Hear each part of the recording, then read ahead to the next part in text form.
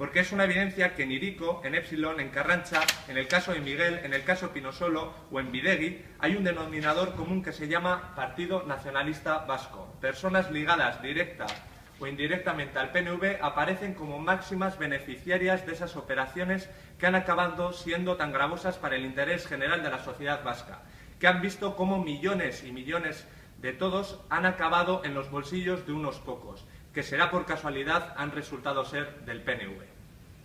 Hiriko es probablemente el ejemplo perfecto del aval del PNV a ese tipo de operaciones. Tan es así que el señor Erkoreka, cuando aún era portavoz en Madrid, negoció el apoyo del PNV a los presupuestos del gobierno español y como moneda de cambio impuso a Rodríguez Zapatero la concesión de 15 millones de euros a los promotores del proyecto de coche eléctrico.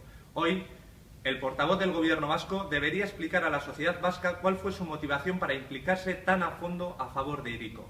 Visto lo visto, seguro que no fue la solidez del proyecto, así que más sencillo es pensar que algo tuvo que ver que sus principales impulsores fueran compañeros de partido. Léase el exconsejero Luis Miguel Macías, el exconcejal Íñigo Antía o el conocido empresario Jesús Echave.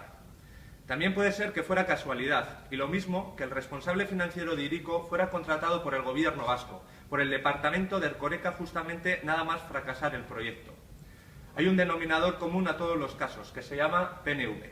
Pero es que incluso hay nombres que se repiten. El del ex viceconsejero Luis Miguel Macías es uno de ellos. Su nombre figura ligado a Hiriko a través de Denokin, una sociedad en la que jugó un papel destacado el que hoy es su candidato a diputado general de Vizcaya, Unai Rementería. Y Macías aparece también en Carrancha, en la constructora que supuestamente iba a levantar la planta de purines, constructora ligada asimismo con la construcción del BET, de la Supersur, y con el proyecto de la incineradora de Zubieta.